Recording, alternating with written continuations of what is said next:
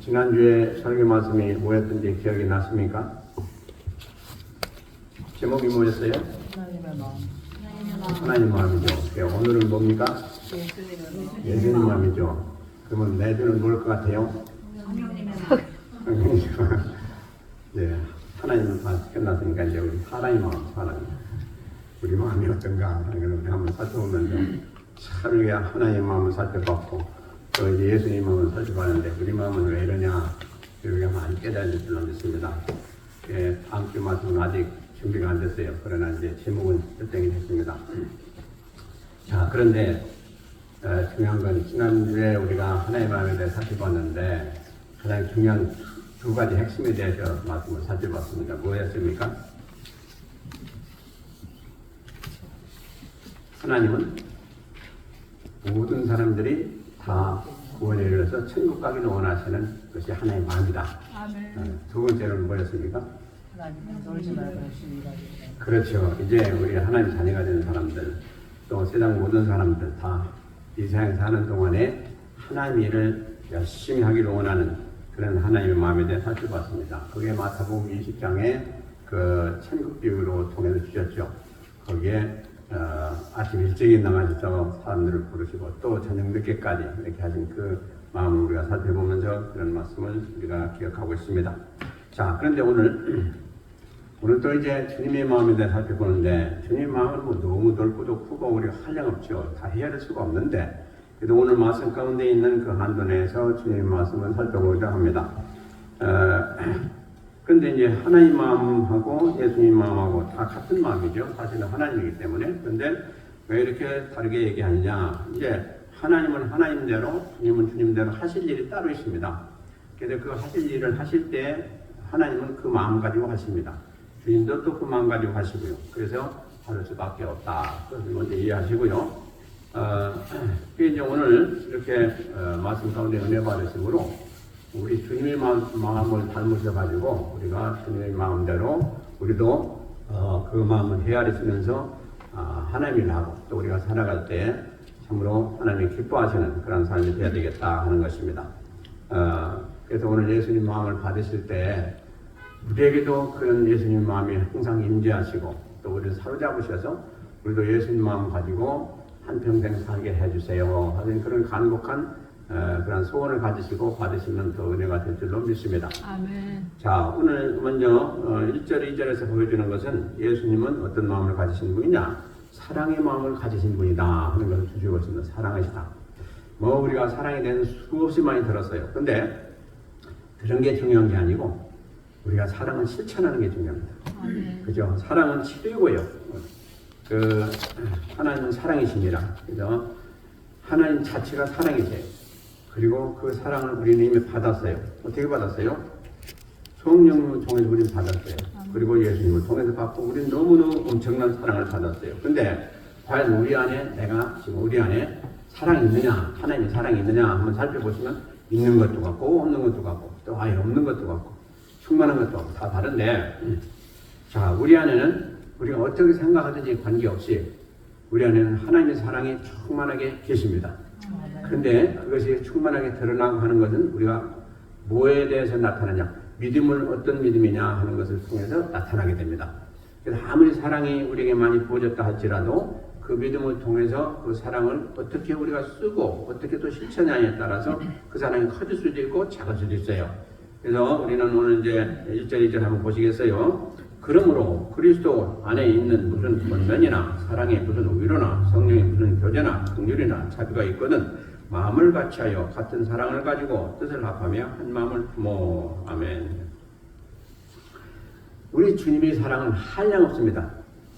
근데 주님은 우리를 그 사랑하셔서 우리가 하나님 사랑도 모르고 우리는 어쩔 바를 모르고 그런 자들에게 우리 안에 들어오셔서 사랑으로 우리를 감동하시고 깨닫게 하셔서 그 사랑을 우리에게 다른 사람에게 전하게 하셨고 주님을 또 사랑하게 하셨고 이런데 주님은 우리를 사랑하실 때 지금 우리가 지금 쉽게 이해할 수 있는 건 우리를 사랑하신 그 사랑하심으로 모든 걸 사랑하시면서 지금 행하시는 주님이시다 하는 그런 말씀이에요. 그러니까 주님의 사랑은 변함이 없어요. 그리고 주님의 사랑은 항상 똑같아요. 근데 왜 저 사람은 더 나보다 저를 사랑하시고 왜 나는 이렇게밖에 안 하십니까? 라고 느껴지는 것은 본인 나름대로 다 달라지게 되어 있어요. 그러니까 주님은 이미 우리 안에 충만히 임재하시고 우리 안에서 우리의 모든 걸 다 주장하시고 도우시고 역사하시고 주시고자 하시는 하나님이세요. 근데 왜 나에게는 이렇게 작습니까? 라고 얘기하는 건 그 사람이 작기 때문에 작은 거예요. 그만큼 마음이 오픈한되고 그만큼 주님의 사랑을 적게 체험했기 때문에 작다고 그러는 거예요.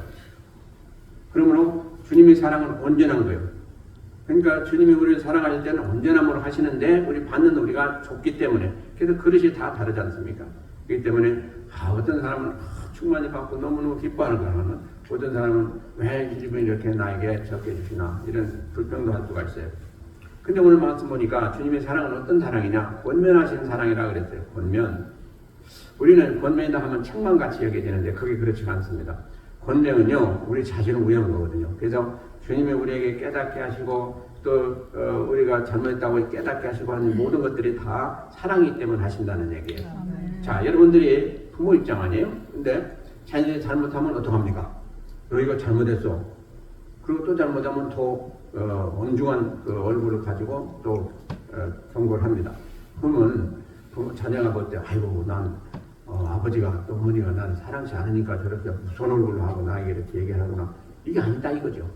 그죠? 그래서 우리가 잘못하면 하나님의 엄중한 것으로 우리에게 권면을 해요. 그리고 경고도 하고 또 말씀도 하세요. 근데 이 모든 것이 왜 그러냐? 우리를 사랑하시기 때문에 하신다. 그런 말씀이에요.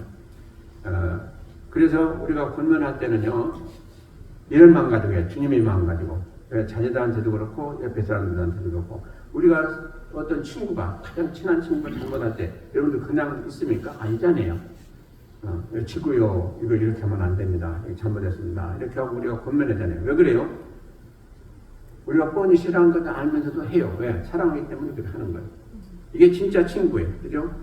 그래서 권면은 우리가 그 사람이 지금 현재 겪고 있는 고통을 같이 나누는 입장에서 권면하는 거예요. 지금 걔 누가 잘못해가지고 예를 들어 살인죄를 져가지고 지금 감옥에 가 있다. 그럼 우리가 이제 방문해가지고 이런저런 얘기 하면서도 이제 권면을 할 텐데 그 사람의 심령이 같이 은혜 받고 같이 이해가 되기 위해서는 우리도 역시 지금 감옥에서 고난당하는 고통당하고 있는 그 친구의 심령을 이해하면서 그 권면을 한다 이거죠. 그게 잘못한 것만 가지고 아니고 당신이 지금 여기서 참 이렇게 감옥 생활하고 있지만 이것이 사실은 먼 길로 보면 이것이 유익한 것이다. 왜? 이번 기회를 통해서 당신이 더 깨닫고 더 찾아듣는 기회가 되기 때문에 그렇다 하고 권면하면서 이렇게 조언을 하게 되면 그 사람이 큰 유익함을 얻고 또 위로를 받게 된다는 거죠.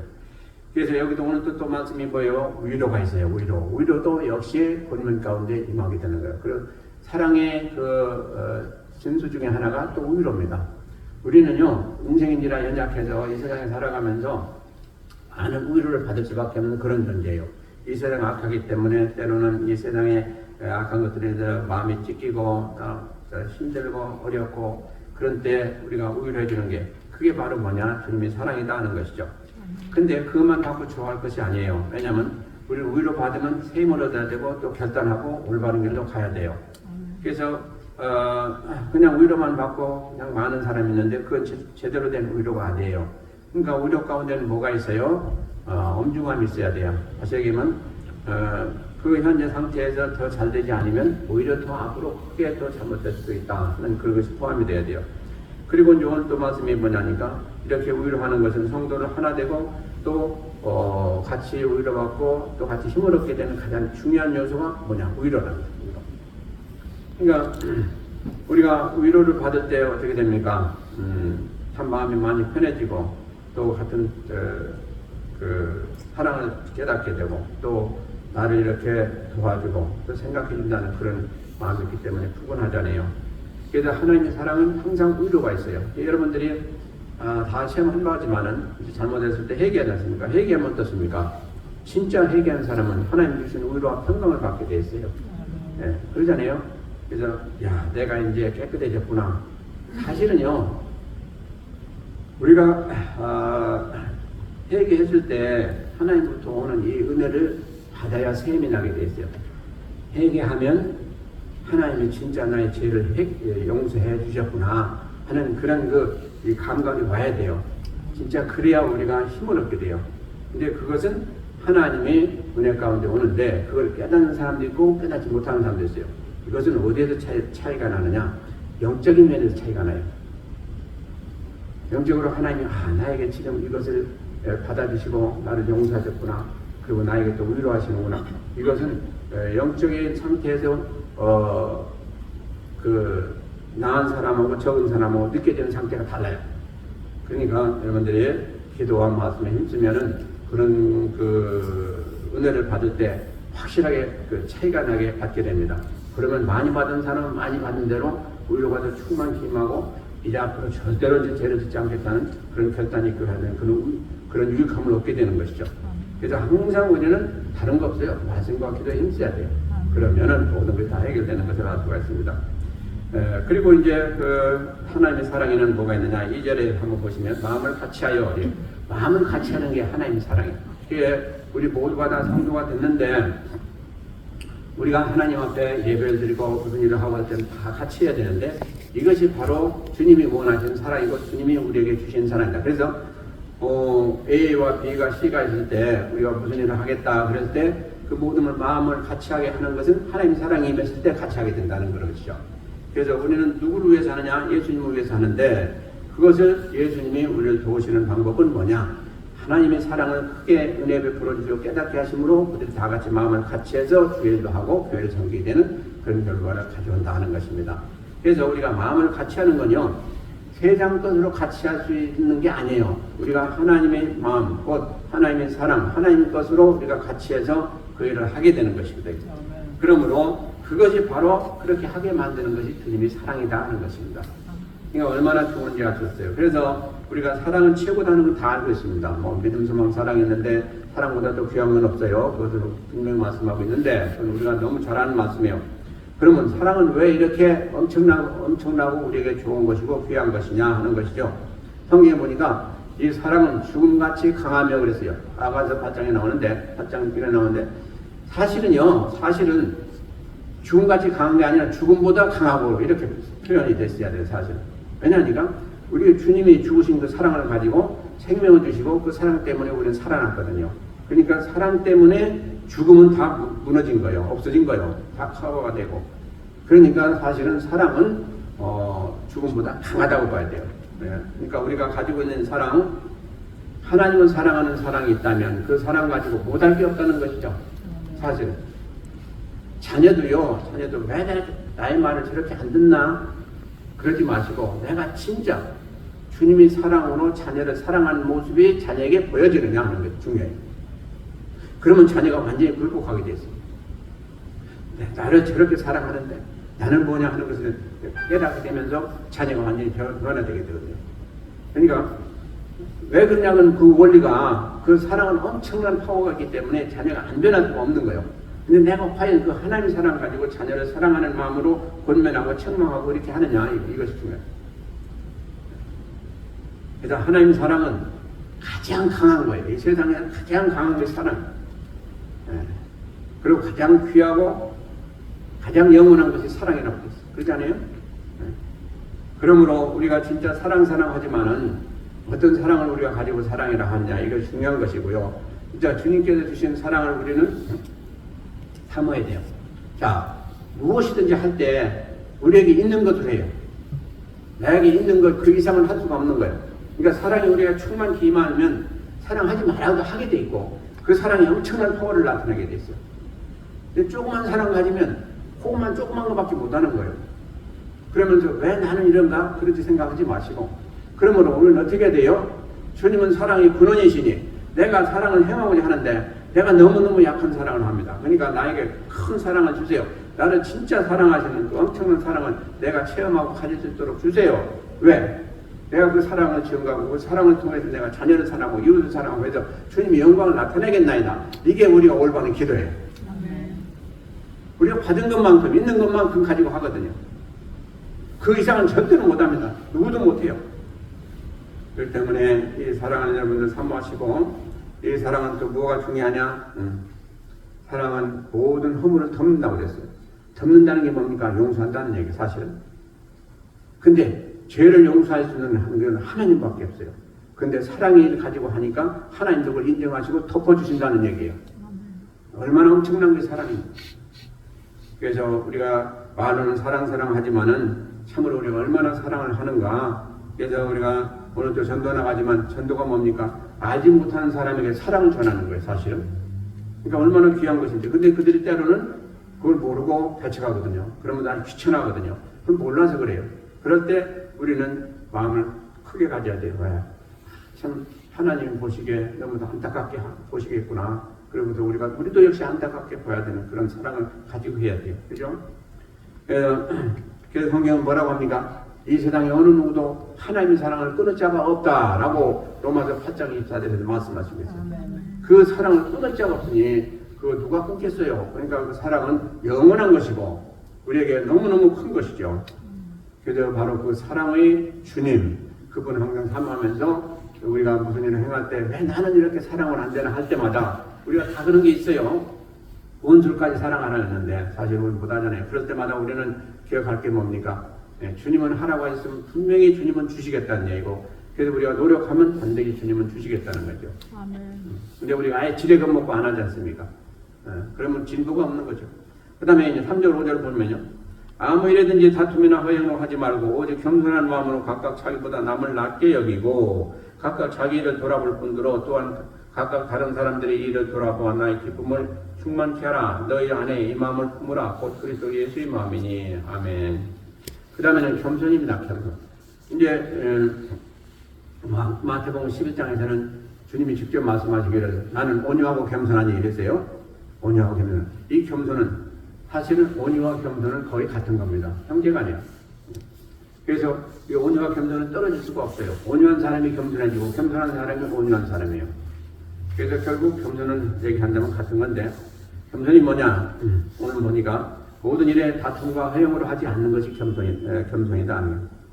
자, 우리가요 이제 뭐 가정생활에서도 그럴 수가 있지만 특별히 교회 생활할 때 우리가 그간에 쭉 살펴봤지만은 그 수요 예배 때 살펴봤어요. 고린도 교회 살펴보는데 그 당시에 초대교회 당시에 교회마다 뭐가 가장 큰 문제 중에 하나였느냐? 이 다투는 게 문제였어요. 뭐 지금은 이 세상은 좀 그렇죠. 싸우고 뭐 어떤 때는 뭐 교회가 갈라지고 그런 게 얼마나 많습니까? 이렇게 싸워요. 그런데 이것은 사람이 모인 곳에는 싸움이 항상 있게 되어 있어요. 그래서 나라와 나라가 싸우고 뭐 이웃과 싸우고 여러 가지 싸움이 있는데 그 근본 핵심은 뭡니까? 왜 싸웁니까? 서로 내가 잘났다고 하기 때문에 그래요. 내가 잘났다. 내가 더 커져야 되겠다. 그러니까 겸손이 아니고 오만함이고 또 겸손이 아니고 그야말로 광폭함이 있기 때문에 자꾸 싸우는 거예요. 그런데 교회에서는 절대로 해서는 안 된다 하는 게 성경이 우리에게 주신 신신당부예요. 근데 교회에 무슨 일이 생기느냐? 이제 고린도 교회가 당파가 문제가 있었냐? 파벌이 있어가지고 싸웠잖아요. 그래가지고 사도 바울을 내쫓고 뭐 별짓을 다 했잖아요. 그러니까 바로 이겁니다.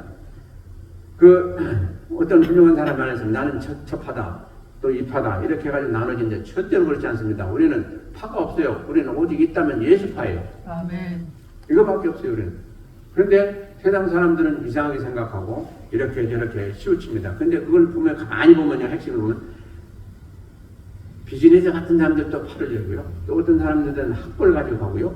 어떤 사람들은 직분 가지고 별 것을 다 우리가 볼 수가 있어요. 많은 그런 양상이 있는데 어쨌든 교회는 절대로 파벌이서는 안 된다는 것입니다. 이게 하나님의 질시라는 거예요. 그게 왜냐? 사단의 그 핵심이 뭐냐 하니까 파벌이요. 왜? 하나님과 나는 다르다. 그리고 하나님을 쫓고 나를 쫓아라. 그런데 그 사단이 뭐라고 합니까? 사람들을 자꾸 믿는 사람들 미혹해가지고 자기 꼴을 만들려고 하잖아요. 이거 다 파당이에요. 사실 이것도 따지고. 그러니까 다른 어떤 사람은 좋아하고 어떤 사람은 싫어하고 이렇게 하는 것이 이거 자체가 벌써 잘못된 거예요. 우리는 누구나 다 용납해야 되고 누구나 다 받아야 되고 누구나 다 같이 어울려서 하나님을 해야 되고 하는 그런 존재들이에요. 저 사람은 안 되고 이 사람은 되고 그런 거 없어요. 누구나 다 한 마음 한 뜻 한 믿음 안에서 한 교회 안에서 하나가 되는 것이 하나님은 가장 원하시는 거예요. 아멘.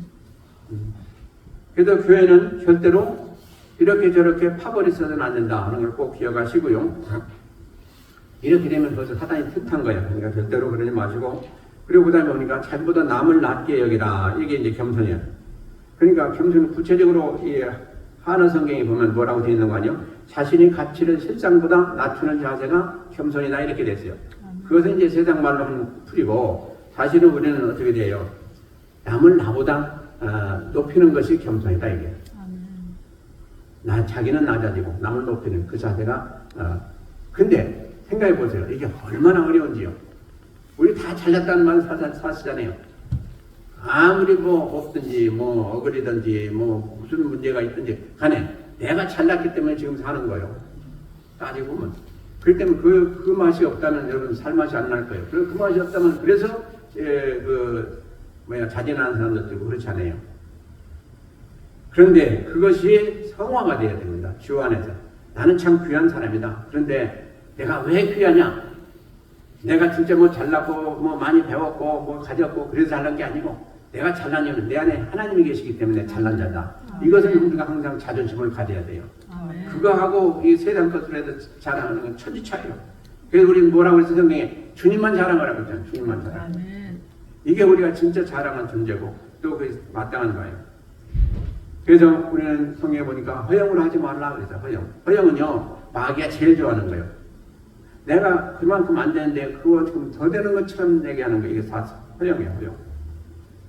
마귀가 하나님같이 절대로 될 수가 없는데 나는 하나님같이 되겠다 하고 그것이 허영 아니에요. 그러니까 이 교만함이고 허영이 똑같은 거예요 사실은. 그래서 우리는 항상 주님 안에서 하나님한테 우리는 빚진 자들 아니에요. 뭘 빚으셨어요? 모든 건 다 빚졌죠. 생명에서부터. 빚다는 게 있습니까? 근데 주님이 우리 보고 그걸 내놓으라고 하십니까? 아니잖아요. 그걸 가지고 열심히 살아서 결과가 뭐예요? 하나님 영광 드러내고 너는 천국 가서 나와 같이 살자. 이것이 주님이 원하시는 거 아니에요. 근데 왜 그걸 못하겠다고 하는 거예요? 우리는 당연히 그게 가장 복된 길인 걸 알아요. 근데 왜 못하겠다고?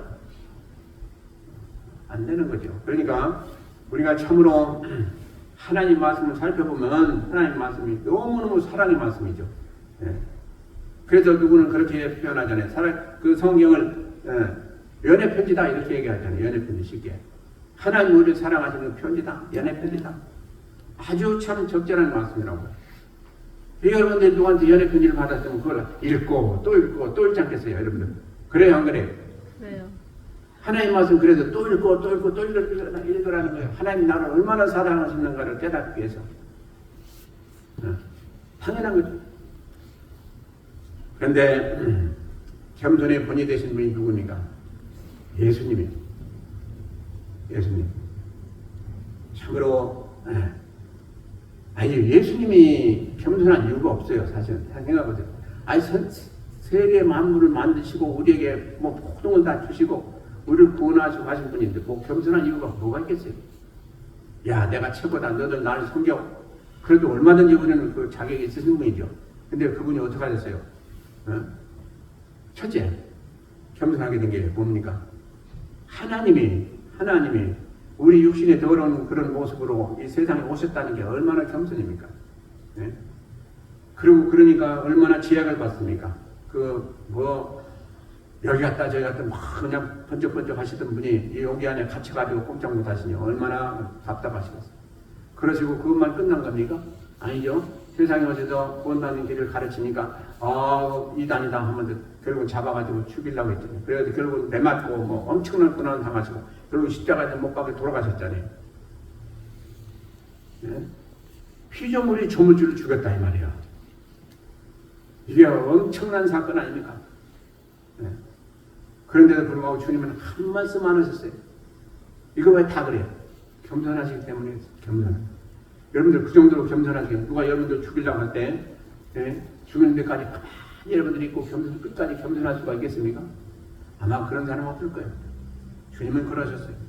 그러시고 그들을 다 용서하시고 그 악한 자들을 살리시기 위해서 부활승천하셔서 지금도 우리 안에 계셔서 역사하시는 예수님이다. 그러니 그분은 얼마나 겸손하신 분이냐. 이 세상에 겸손의 대표라고 하는 것은 예수님밖에 없어요. 아무리 세상 사람들이 겸손하려고 해도 그만큼 겸손할 수가 없어요. 이건 불가능해요.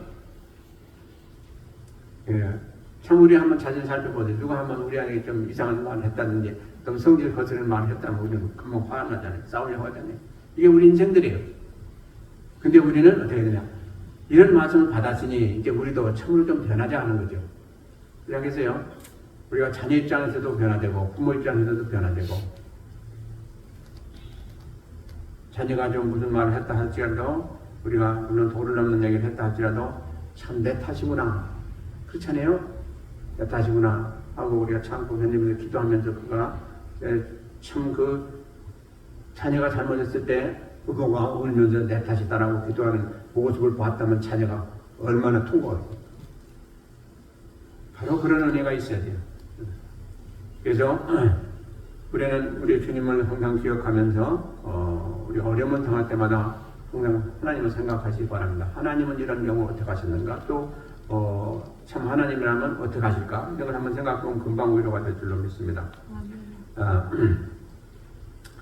그런데 그러면 겸손하려면 어떻게 되냐? 첫째로요, 겸손하려면 우리 자신이 누군가 살펴봐야 돼요. 내가 지금 화가 나고 겸손치 못하고 한 그런 경우, 또 어떤 경우 당했을 때 어려움을 당하고 또 부실을 당할 때 우리 자신을 한번 살펴봐야 돼요. 그러면 우리 자신을 살펴보면 살펴볼수록 누굽니까? 우리는 죄인이요. 이게 가장 큰 거예요. 우리 자신 살펴보면요, 내가 선하다, 뭐 잘했다 그런 것보다 제일 먼저 떠오르는 게 죄인이라는 것이 떠올라야 돼요. 이게 정상이에요. 그런데 죄인인데 내가 용서받아 오늘날 이렇게 되었다. 그러면 뭐가 되겠습니까? 그 사람 나에게 잘못하도록 저 사람이 죄인이지 잘못했어. 근데 그 사람도 나와 같이 변화돼서 어느 날 나와 같이 좀 됐으면 좋겠다. 이런 생각한다면 모르겠어요. 우리가 그 사람의 불쌍을 보이지 않겠어요. 아, 저 사람이 저렇게 하면 잘 모르는구나. 그래서 저러는구나. 그러면서 오히려 우리가 참 예수님의 그 모습을 닮아서 그에게 오히려 우는 얼굴로 그래 내가 잘못했어. 생각이 좀 모자랐어. 그러니까 용서하시오. 예. 그러니까 그 사람이 뭐라고 했어요? 그 사람이 잘못했는데 용서하세요 했다면 그 사람이 충격을 당하겠죠. 그러니까 우리가 이렇게 겸손할 때 하나님은 역사하시고 또 그가 변화할 수 있는 그런 길을 열어주시는 거죠. 그래서 제일 먼저 우리 자신을 봐야 돼요. 그리고 항상 누가 잘했든 잘못했든 간에 우리는 사람을 대할 때 그 사람을 존경하는 자세로 대해야 돼요. 그 이유가 뭡니까? 그 사람이 존경스러운가 아니라 하나님이 그 사람을 지을 때 하나님 형상을 넣어서 귀한 존재로 만드셨잖아요. 그러니까 그는 존중받을 자예요. 어쨌든 간에. 그리고 또 그 사람이 거듭난 사람이고 기독교인이라면 말할 것도 없이 더 존중해야 될 사람이에요. 왜? 하나님이 영이 계셔가지고 하나님의 형상을 가지고 계신 그 중요한 아주 훌륭한 사람이기 때문에 우리가 존경해야 하는 그런 자세가 기본적으로 있어야 돼요. 이게 당연한 자세예요. 근데 우리 성도들끼리 무슨 좀 일이 있을 때 어떻습니까? 티격태격하고 그러죠. 그리고 어떤 때는 또 보지도 않고 또 우리는 어떻게 탐을 쌓기도 하죠. 이거 참 잘못된 거예요. 우리 하나님 안에서 성령 안에서 하나가 됐어요. 우리는 김집사님하고 이집사님하고 누구하고든지 우리는 성령 안에서 하나가 됐어요. 하나가 됐는데 우리가 이렇게 반목짓을 한다면 누가 괴로워하시는 거예요? 우리 안에 계신 하나님이 괴로워하시는 거예요. 하나님은 하나가 되는 걸 너무 기뻐하세요. 우리 성도들끼리. 근데 우리 성도들끼리 불화가 있고 그렇게 되면 제일 괴로운 분이 누구냐? 우리가 괴로운 게 아니고 우리 안에 계신 하나님이 괴로워하세요. 저 사람에 있는 하나님, 나의 아는 하나님 똑같은 분인데 지금 우리로 인해 가지고 이제 이렇게 격이 됐으니 아주 하나님이 괴로우시단 말이에요. 그것 좀 한번 생각해 보시기 바랍니다. 그러면 내가 하나님 괴로워하게 지금 해드리고 있구나. 아니구나 이건 이래. 빨리 이거 사과하고 이 문제를 해결해야 됩니다. 이것이 정당적인 우리 자세예요. 그런데 그것이 한 달도 가고 두 달도 가고 때로는 1년도 가고 아예 안 보기도 하고 그러면 어떡하겠어요? 참으로 불효한 거예요. 하나님 앞에 불효하는 거예요. 아멘이십니까? 아멘. 그래서 앞으로 무슨 일이 있을 때는 빨리 화해하고 하나가 되시길 바랍니다. 그래야 하나님 기뻐하세요. 자, 그리고요, 이제 오늘 겸손이 참 우리가 깨닫고 보니 기쁜 것인데 이것을 하나님께 구하시기 바랍니다. 주여, 내가 어떤 경우든지 겸손할 수 있도록 우리 좀 도와주세요. 그 주님의 겸손을 나에게 좀 주세요. 그러시고 우리가 겸손해지면 주절로 그 문제가 해결될 줄로 믿습니다. 그 다음에 이제 6절부터 보시겠습니다. 6절부터 11절까지 보면요. 무슨 말씀인가 하니 시간이 있어서 제가 다 동정은 못하겠고 주님의 마음 중에 뭐가 있느냐니까 복종입니다. 자, 그게 어디냐? 8절에 있습니다. 사람의 모양으로 나타나시며 자기를 낮추시고 죽기까지 복종하셨으니 곧 십자가에 죽으심이라. 자, 예수님이 하나님의 본체이십니다. 근데 하나님과 동등됨을 취하지 아니하셨다고 오늘 6절을 말씀하고 있습니다. 자, 주님은 얼마든지 권세가 있으세요. 그래서 하나님의 똑같이 받는 그런 은혜를 받고 능력을 받고 또 취급함을 받을 수 있는 자격이 있는 분이에요. 근데 주님은 어떻게 하셨다? 하나님과 동등됨을 그것을 취하지 아니하시고 하나님이시면서도 하나님 아버지께 복종하셨다. 바로 이 자세입니다. 우리가 순종하고 복종할 때 이 자세를 가져야 돼요. 우리가 마땅히 우리는 나 자신을 내세울 수도 있고 내 자신 존재 가치가 중요하고 또 큰데 왜 내가 저 사람한테 복종해야 될까? 그렇게 생각하면 나는 저 사람한테 못하겠다 할 때가 있는데 그렇지 않다는 것입니다. 복종하는 자가 큰 자다 하는 얘기예요. 그래서 복종을 할 때 성경은 말씀하시기를 여러 가지로 말씀하시고 있는데 오늘 또 보니까 종의 모습으로, 그러니까 주님은 오실 때 이미 종의 모습으로 오셨죠. 근데 그것을 끝까지 다 감당하셔서 그래서 크신 분이 된 거예요. 그러니까 주님이 아무리 그런 사명을 가지고 오셨다 할지라도 그걸 다 실천 안 하셨다면 주님이 내세울 게 없어요. 근데 주님은 그런 모습으로 오셨고 그런 사명을 가지고 오셔서 그걸 다 완전히 감당하시고 종의 도를 우리에게 다 보여주시고 너희들도 이렇게 나와 같이 하라 이렇게 말씀할 수 있는 권세가 있으신 거예요. 그러니까 주님은 종이 아니에요. 종이 아니고 주인이에요. 그런데도 불구하고 그걸 다 이루셨거든요. 하나님께 완전히 100%보다도 더 크게 복종하시고 다 이루시고 나서 그러니까 하나님이 기뻐하셔서 어떻게 했어요? 하나님이 가장 하나님께서 귀한 그런 칭호를 주셨다. 뭡니까 그게? 그게 바로 정사와 권세와 능력의 주관자가 되게 하셨다. 이게 이제 어디에 나오는 말씀이냐? 에베소서 1장 22절에 나오는 말씀입니다. 그러니까 하나님이 가지신 그 권세를 다 주님에게 주셨다는 얘기입니다. 왜? 주님이 다 복종하시고 끝까지 하나님 앞에 순종하셨기 때문에 그 은혜로 그렇게 부름받을 수 있는 그런 권세와 능력과 모든 걸 다 주님께 다 주셨다는 거예요. 이양하셨다는 거예요. 그래서 주님이 이 세상 만물을 심판하시고 하실 때 주님이 완전히 다 구세주로서 완전히 심판주로서 오신 분이 주님 아십니까? 그 권세를 다 하나님이 주셨기 때문에 그래요. 그러니까 우리도 누가 우리에게 참 잘하고 완전히 우리가 하라는 대로 다 하고 하면 그 사람은 완전히 다 맡기지 않습니까? 마찬가지예요. 하나님도 하나님이 말씀하신 그대로 그보다 더 크게 하나님께 복종하고 순종하셔서 이 모든 걸 다 이루신 구원사에 이루신 주님께 큰 상급을 주신 게 뭡니까? 구세주로 오시는 심판주로 오시는 그 은혜 주시고 만물을 주정하시고 만물의 으뜸이 되게 하시는 그 권세를 주님께 주셨다는 얘기예요. 그러니까 무슨 얘기입니까? 우리가 복종하면 복종할수록 우리는 높아진다는 얘기예요. 복종하면 나 자신에서 우리가 어디서 들어야 돼? 그게 아니라는 것이죠. 세상 사람들 복종하면 우리가 이렇게 무시당하고 하시바냐 이런 게 아니라는 것입니다. 하늘나라는 복종하는 자가 큰 자가 된다는 거죠. 그래서 하나님 말씀에 복종하고 순종하면 여러분들 하늘나라에서 큰 자가 될 줄로 믿습니다. 아멘이십니까? 진짜예요. 그렇게 하시기 바랍니다. 그래서 오늘 복종이 이렇게 중요한 건데 성경 말씀에 보면 성도와 이 복종 간의 사이에 대해서 말씀하고 있습니다. 뭐냐니까 백성들은 권세자에게 나라의 권세자에게 복종하라 되어 있고요. 그 다음에 성도들은 피차 복종하라 이렇게 되어 있고 자녀들은 부모에게 복종하라 되어 있고 아내는 남편에게 복종하라 되어 있고 젊은 자들은 장로들에게 복종하라 그리고 성도들은 영적 지도자에게 복종하라 이렇게 되어 있습니다. 이것은 하나님 말씀입니다. 그렇기 때문에 복종하는 건 누구나 싫어하는데 사실은 그게 아니고 복종할 때 하나님이 그 은혜를 주셔서 엄청난 그 사람으로 만들어주시는 위로 세우시는 그런 은혜를 주시겠다는 것입니다. 우리는 위의 권세에 복종하는 것. 그러면 우리도 그렇게 위의 권세에 복종함으로 인해서 우리도 그만큼 높아지게 된다는 얘기예요. 그러니까 우리가 높아지기 위해서는 어떻게 돼야 돼요? 하나님 말씀에 순종하고 복종하고 할 때 우리는 높아지게 돼 있어요. 그래서 꼭 기억하시기 바랍니다. 자, 어떤 글에 보니까요, 이런 말씀이 있어요. 큰 성공을 바라지 말자, 오직 예수 그리스도만 바라자. 큰 지위를 바라지 말자, 오직 예수 그리스도만 바라자. 큰 교회를 바라지 말자, 오직 예수 그리스도만 바라자. 큰 부를 바라지 말자, 오직 예수 그리스도만 바라자. 큰 큰 명성을 바라지 말자. 오직 예수 그리스도만 바라자. 내가 원하는 모든 것이 다 그리스도 안에 있습니다. 앞으로는 칼이 목에 들어와도 오직 예수 그리스도만 바라며 살겠습니다. 그런 글이 있어서 제가 보니까 참 그렇구나. 그래서 감동이 돼서 이렇게 한번 여러분한테 소개를 했습니다.